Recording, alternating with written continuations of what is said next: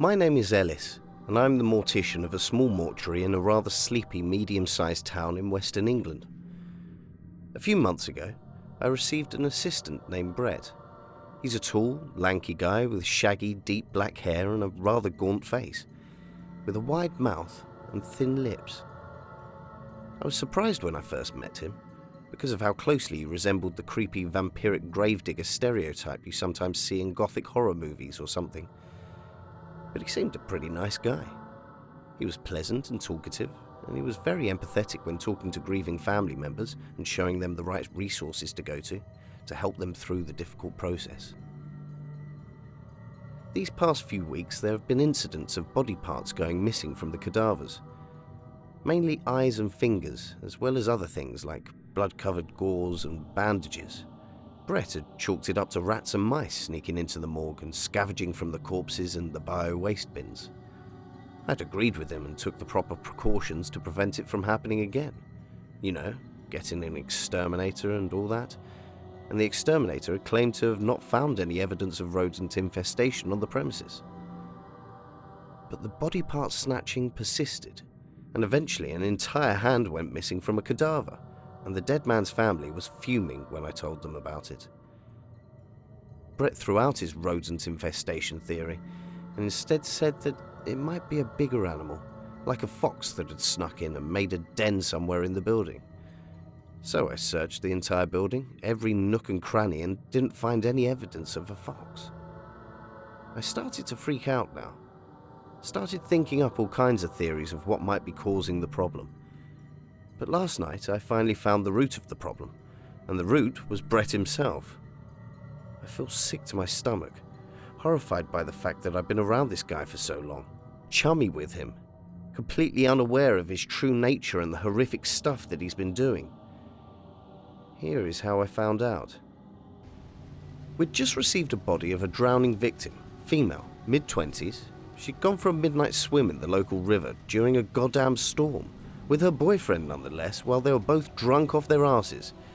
Unsurprisingly, it didn't end well. Brett was quieter than usual today. He was looking paler too, paler than he already was. His eyes were looking very bloodshot too, like he hadn't slept in a good while. I asked him if he was all right, and he said he was fine, that he was just a bit under the weather. So we got to preparing the body, you know, removing the blood and embalming it and all that. Then we moved the body into one of the refrigeration units. Then I went off to go to prepare an obituary from the woman, and I told Brett to clean the surgical equipment. While I was writing up the obituary, the electricity started to go on the fritz because of the storm, and eventually it shut off completely.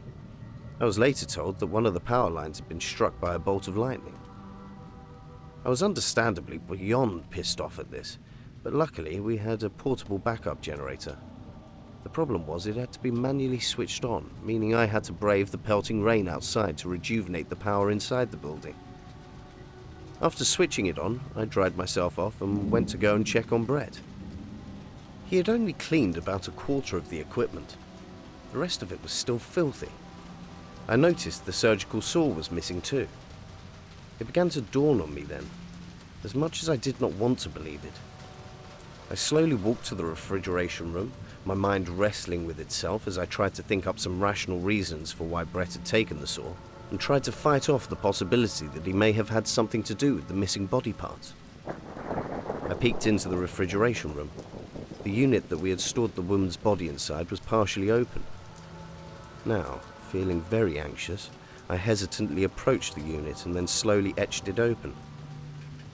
The woman's eyes and her entire forearm were missing. There was no doubt about it now. Brett was the culprit. I should have called the police then and there, but irrational anger and an overwhelming feeling of betrayal encouraged me to confront Brett myself. I just wanted to know what the hell he was doing and why. Why was he doing something so goddamn ghoulish? I stormed out of the refrigeration room and screamed Brett's name. I roared that I now knew what he'd been doing and demanded that he come meet me and explain himself. But I received no reply. Hissing curses under my breath, I began my search. I thought to check the bathroom first. He was probably hiding out in there somewhere, doing God knows what with the body parts he'd torn off the woman. I braced myself before opening the door. The bathroom was quite dimly lit because the ceiling light had been on the fritz, and the power cut had not likely helped either. There were only 2 stalls. I checked the first one and found it empty.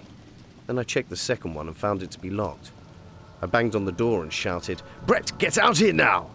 I know you've been the one stealing the body parts. Get out here now before I call the police!" I received no answer. I hit the door again. "Brett, I mean it!" But still he didn't answer. Damn it. I crouched down to look underneath the door. And Christ, what I saw in there will haunt me for the rest of my life. It was the woman's forearm, only now it was a torn, ravaged mess. Most of the meat from the wrist was gone. I covered my mouth and tried to stop myself from gagging as I reached out with the other hand to grab the arm. Just what the hell had Brett done to it? As I brought it close to my face, I soon discovered to my complete horror why Brett had been stealing the body parts. There were teeth marks on the forearm. Jesus Christ! I threw the forearm on the floor and rushed to the door, but then I saw something in the shadowy corner of the bathroom. It was Brett. How did I miss him when I came in? He was flat up against the wall and had this very blank look on his face and a glazed-over look in his eyes. His mouth and cheeks were wet, and small bits of meat were stuck to his skin and lips. He looked like he was barely breathing. "Brett!" I called out to him. My voice seemed to break him out of his fugue state, and he turned to me. He started to look around rapidly and pant, like he was having a panic attack, and then he went completely still when he saw the chewed-up forearm in the middle of the bathroom. "Brett, what have you been doing?" He looked at me and started to stammer. Ellis, I can't help it. I go into a... Brett, you've been eating dead bodies. Christ, you're a goddamn cannibal! I shouted at him. He tensed up a bit, and for a brief moment I saw an anger flash in his dull green eyes. I can't help it, Ellis. I space out and I... No, Brett, I'm calling the police. You need serious help, man. I turned around and went to open the door, but Brett grabbed me from behind and pulled me to the floor, and then slammed me onto the wall. He was way stronger than he looked. "You're not calling anybody, Ellis," he hissed at me. God, I'd never noticed how jagged his teeth were. I kneed him in the stomach and he recoiled away from me. I sprinted towards the door, opened it, and then ran into the corridor. I heard the bathroom slam open behind me, and Brett started screaming at the top of his lungs. I ran into my office, locked the door, and pushed a filing cabinet in front of it for good measure. I grabbed the phone and started to dial 999. I heard Brett behind the door. He started wrenching the handle, but when that failed, he started slamming himself against the door. So hard that the filing cabinet started shaking. Brett was screaming like a wild man. I heard the receiver over the phone. "I need help! I'm the Mortician at the Sheldale funeral home. My assistant's gone psycho. I'm hiding out in the office and he's trying to knock the door down." I suddenly heard a loud crunch come from the door. I looked and saw the blade of an axe peeking through the jagged hole it had made in the door. Brett had gotten the fire axe. He punched his hand through the hole and pushed the filing cabinet out of the way. I just dropped the phone and ran to the window, pulled it open and dived out, just in time too, as I heard Brett tear open the door. I ran across the car park. Whether Brett was chasing me, I didn't know, because I didn't want to look back to find out. I just sprinted towards my car, dived in and sped away from the mortuary. I just drove home after that, locked all my doors and waited for the police to show up. When they did, they took me to the local station to ask me a few questions, because Brett was long gone by the time the police arrived at the mortuary.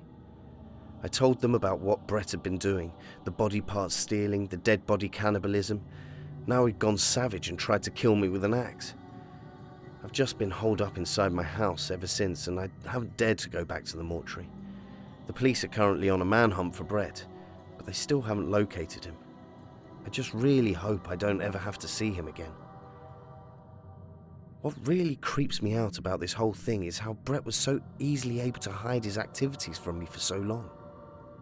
How he was able to so perfectly wear this mask of normalcy and likability. Well, I guess, as the saying goes, you think you know a guy. Thank you for watching this video. If you want to support this channel, we have a link in the description for that. Don't forget to give a subscribe, a like, and press the bell to get notifications. Tell us your thoughts in the comments section. You can also send us your real or fictional horror stories.